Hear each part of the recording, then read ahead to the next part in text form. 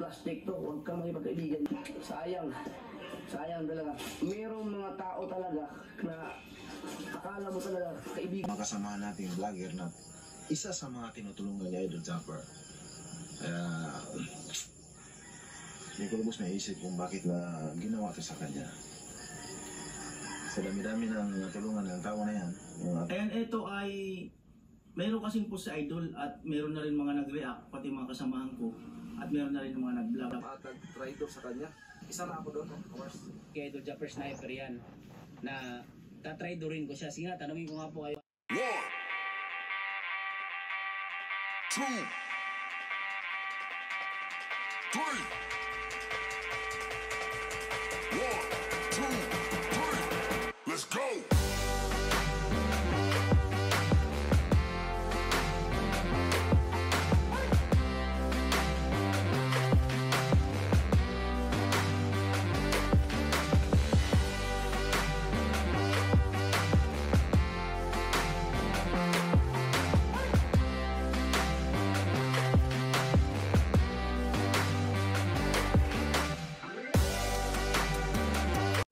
O mga kapatid, magko-comment lang ako tungkol doon sa live ni Idol Japper Sniper. At saka yung mga ipinost niya sa Facebook. Kasi ako kasama rin ako sa nadamay. Kumbaga, nadamay naman ako sa magandang pagkakataon dahil kumbaga nakinabang ako dahil pumayag naman siya na mag-re-upload ng mga kumuha ng mga clip doon sa mga ina-upload na video ng mga Soward family. Pumapayag naman sila dahil siyempre na-public na naman nila yan. Hindi naman buong video ang kinuha ko, kaya kumuha ko ng ibang clip para yung iba na hindi nanonood at galit sa mga kasama o nadamay doon sa post ni Idol Japper Sniper, malinawan nyo kung ano yung talaga yung totoo. At ako, nagpapasalamat ako dahil kahit papaano nakakuha ko ng magandang views sa mga sa in-upload ko yung nakaraan, at saka sana ito rin makakuha para makasahod tayo. Kasi nagpapasalamat din ako kay Idol Japper Sniper dahil sa tulong niya, naranasan ko na sumahod na sa YouTube ng 2 beses. 2 beses na ako nakasahod. At ngayon, siyempre, hindi naman tayo pwede na laging hingi ng tulong sa kanya. Kaya nagbablog pa rin ako kahit papaano para umuusad din yung channel ko at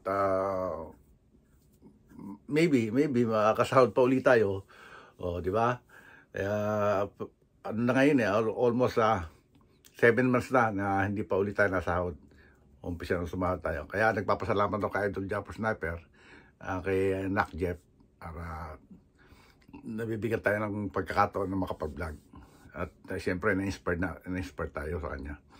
Ito mga kapatid, panoorin nyo at para malaman nyo kung ano yung totoo. Sa mga, siyempre, yung mga nagsalita na, yung mga nadamay na tao sa post ni Idol Japper Sniper, para malaman nyo kung ano talaga yung totoo. Ha, mga kapatid? Eto na po, panoorin natin.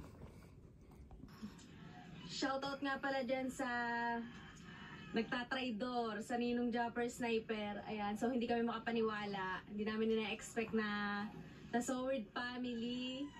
Inalagaan siya ng Ninong Jeff. Nang matagal-tagal din. Tapos hindi na-expect ng Ninong na yun, tatraidorin nga siya. Sinisiraan siya sa ibang tao sa kapaligiran. Ay nakarating. Sa sobrang kabaitan na ng Ninong. Sobra na baka kuan din, tapos kung may hingiin o parang kuan din, tapos siyempre minsan may walang kuan siya o kanang kung maghingi siya may nasa na ba kuan ba parang tuyo ka ng sa kanya din, tapos wala kung iyon dito then magtampo na dayon then sirain ka. Yan Oo nga, tay. May pakay ba, may kuan ba ganyan may mayroong may niya kanang Yan talaga may ikon pa buhay. Japer. Kanong kuan ba? Then tapos na wala ko ngayon, ang barang biglaan man. No? Then tapos magtampo na rin. Salita na rin. Yan ang mga ugali sa mga Yap. So nakakasad lang yung mga ganyong person, di ba? Eh ako, hanggat ako nabubuhay ako talagang tatanawin ko ang utang na loob ko sa Ninong Jeff hanggat nabubuhay ako. Dahil sobrang laki ng binago ng Ninong Japper Sniper sa buhay talaga namin mag-asawa. Siguro, privately, na message nila or ano. So, ang daming speculate mga may sa mga kung sinong nasa isip na nag-driver. Ako, meron niya speculation pero sa akin naman muna yun, mahirap lang kasi mga may is yung ginagawa niya is hindi niya akalain na mag-spread out yung paninira niya lalo pagdating sa community. So, ako sa tinagal-tagal kumamay. Ngayon lang alam mo yun, yung nag-post ako kanina kasi nabatrip ako kami. Isipin mo, unang bulas kumamay, pag-isip sa umaga, nagbuhat sa akin yung post ni Jaber. Siyempre bilang kahit na, kahit na malayo kay Jaber mamay, birang-bira kami magkausap kung may siyempre yung tropa at kapagkadaan naandun yun. Kumbaga sabi ko nga sa inyo, out of Sokmed, mayaman na yun natin. Kumbaga para sa akin, yung turing yung kaibigan natin. So, pag mga may ko na rin na sila, nawabatid ko mga kasi siyempre, yun ang instinct ko mga bilang kaibigan eh. So, yun. So, sabi ko nga, hindi mo akong best friend, pero kaibigan ako. So, pag nakakita akong gano'n, nababatid pa ako mga kasi hindi naman magulo yung community. Dahil lang sa salitang inggit mamay, dahil siguro sa pera. Una-una mamay, yun nga, sinabi ng kita ni Bejabet na yung root cause ng evil talaga is money. So pag once nagpadala ka sa pera mamay, talagang sira ka dyan. So kumbaga pag kinain ka ng sistema ng pera, wala. Talagang lahat mababangga mo mga kahit hindi ka nag-iisip. Kumbaga nawawala sa isip ba ng isang tao na mag-isip na maayos pag once na pera ang gumalaw, hindi na yung tao mismo. Kumbaga minamanage ka na ng pera. So ganun siya. Vlogger ka, sabi ni Jaber, vlogger ka, kung malakas ka, diba? Ginamit ko ang lakas sa pag-vlog sa pag-vlog. Kung kita ka sa vlog although meron ka sponsorship, mas maganda pero ang tanong sa sponsorship, kung naayos mo na nakukuha mo ba yung kung ano ba nakukuha mo na a certain amount, saan mo na pinupunta? Saan mo na dinadala? Yun naman ang question dyan, saan mo dinadala? Sa maayos, kasi kung sa maayos, siguro merong napupuntahan, pero sa hindi maganda, nasaan, di ba? Yun ang bottom line doon natin. Nasaan ba? Di ba? Ano mangyayari sa'yo? Mas lalo kang masisira. Iyak ang asawa ko. Ako na mismo magsasabi sa'yo kung mapapanood mo to na tumatrader kay Japper Sniper, ang kapal ng pagmumukha mo. Diba? Ang daming nanonood sa'yo nung panahon. Napakabait ng taong to. Siya pa nagpasalamat sa'yo. Ito na ha, sasabihin ko na sa inyo yung totoo. Tinanong ko pa rin Japper Sniper kung sino yung tinutukoy niya sa kanyang post. Tinanong ko yan o. Mga kalos, ito na, i-reveal ko na. Talaga akong alam doon. At saka, hindi ko naman yun kayang gawin. Mabira. Dami lang kasing nag-comment, maraming nag-suggest, naghaka-haka, na dinadawi tayo doon. Okay ka, maging masaya ka na lang. Oo. At saka, alisin nyo na yung mga inggit-inggit sa kapwa. Masama yan. Oo. Pati ako, pagbibintangan nyo sa kasalanan, hindi ko namang ginawa. Kay Idol Japper Sniper yan, na tatraidorin ko siya. Sige nga, tanungin ko nga po kayo, kung gusto mong umunlad, magsikap ka at magtiwala ka sa sarili mo. Yan ang isa sa mga sekreto sa buhay. Tapos, tanggalin mo yung inggit mo sa katawan, inggit sa sarili mo, yung insecurities. Yun yung nag-unang maghahatak talaga sa pababa.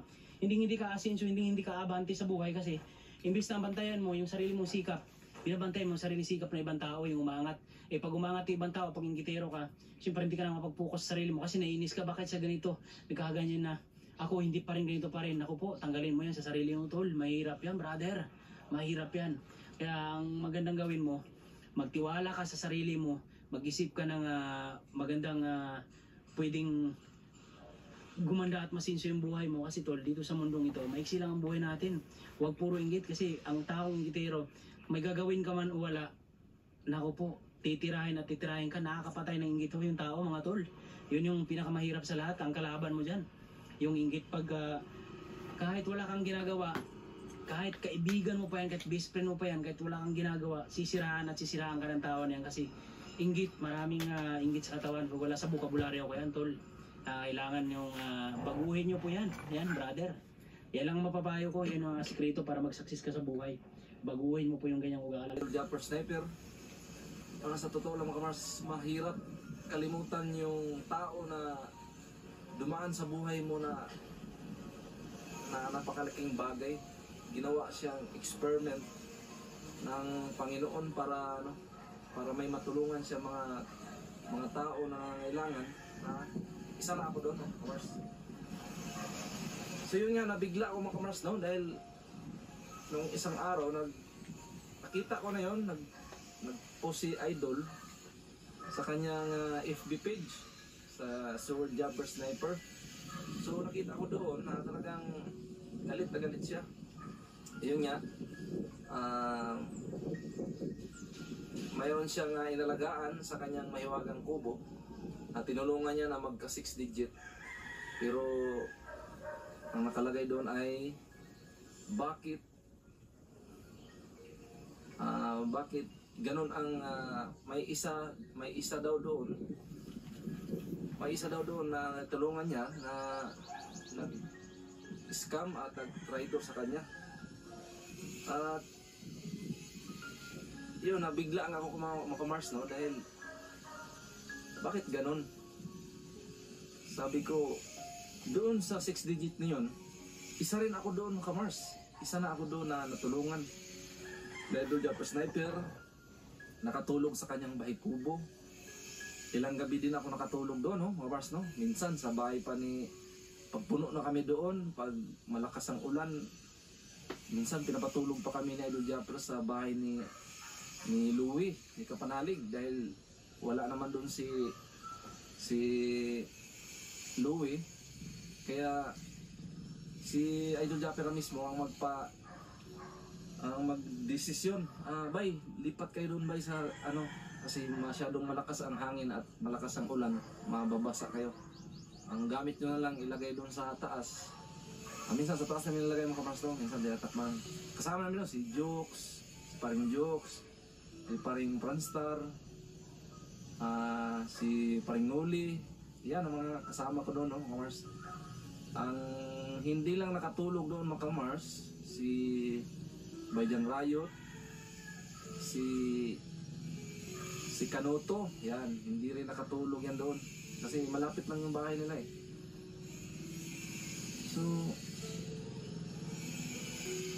yan nga, nagtaka ako mga Mars dahil marami nag-chat sa akin simula nung post noon, bakit ko daw ginawa ang pagka-trader kay Idol Japper Sniper. So yung iba, hindi ko Bakit kasi yung mga issue parang Panginoon, patawarin mo. Hindi niya alam ang kanilang ginagawa. Panatatawarin mo sila, hindi niya alam ang kanilang ginagawa. Ay, ganun yan. Pero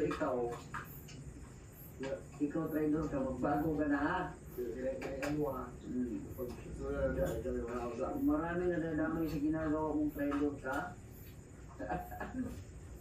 Unang-una mga kajoks, ang ating Idol Japper Sniper, mahal na mahal ko yan, idol na idol ko yan. Malaki ang respeto ko sa ating Idol Japper Sniper. Halos, yan, kumpare, barkada, parang kapatid ko na yan Pag yan ay may nararamdaman, tatawag sa akin yan. Magtanong kung ano nga dapat inumin, gano'n. Sa totoo lang, ako lang nakapagpainom ng gamot yan. Parang kapatid ko na yan. Mahal na mahal ko yan. Ang sarili ko, kahit Kung patungkol naman doon sa naninira na yun, gusto kong sabihin sa inyo, malabo ako. Malabo ako. Although, ito nga, nagcha-charity vlog ako, meron tayong mga pinapagawang bahay, pero malabo po na, kumausap tayo ng sponsor para gumamit ng pangalan, or para lang makapagpatayo ng mga ganyan-ganyan, or para lang i-build yung channel ko na para lang ganun. Pangit ho yun na gusto mong i-build yung channel mo para lang magbulusok pero maninira ka ng ibang tao. Pangit po yun. At malabong-malabo si Kuya Noli. Kung yung mga nag-comment dyan at mga nag-iisip, ngayon nililinaw ko sa inyo, malabo po si Kuya Noli. At malabong-malabo yun kasi sa pinagsamahan namin ni Idol. Kahit na malabo talaga. At ngayon, although, ayan nga, yung kapatid ko, diba, kauwi ko lang dito sa bahay kasi What's up mga kapransa? Good morning po sa inyo lahat dyan. May bagong vlog muna tayo. So, for today's vlog mga kapransa ay kakaiba to. So, marami kasi nag-message sa akin na bakit ko daw ginawa ni Idol. So, nakarang araw pa. So, mga 3 days or 4 days from now. So, doon ko lang nalaman sa vlog ni Hana or Tasik kay Tasik. So, nakakalungkot isipin ng mga kapanstar. Dahil ang ating idol ay niloko or na-scam sa mga kasamahan nating vlogger na isa sa mga tinutulungan ni Idol Zapper. Hindi ko lubos naisip kung bakit na ginawa ito sa kanya. Sa dami-dami ng natulungan ng tao na yan, yung aking idol at ang aking kumpare ay napakabait yan. Alam nyo naman kung sino yung mga followers na Idol, kung saan ako nagsimula, alam nyo naman nung driver security pa ako, driver bodyguard, ay isa ako sa mga sponsor na Idol. At bago yan,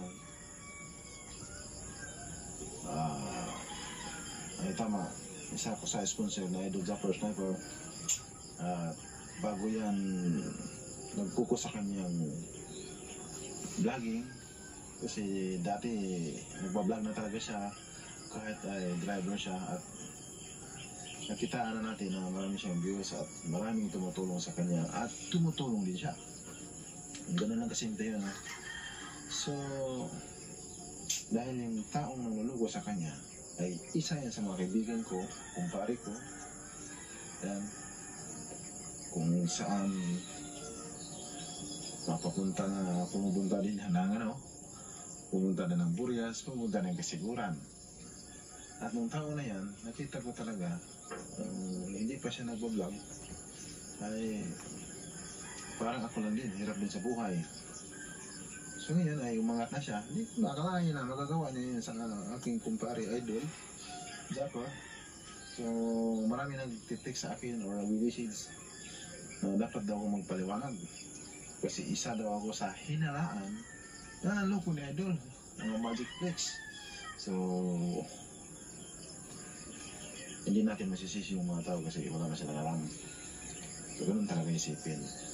Kumbaga sa investigador, ay talagang mag-iisip ka. Kasi wala ka namang alam kung sino tinutukoy ka. Kaya, lahat yan ay suspect. Kaya, isa na ako dyan, mga kapranstar, sa suspect sa ng loko o ng scam na Idol. So, marami ding mga nag-visit sa akin, yung mga sponsor ko.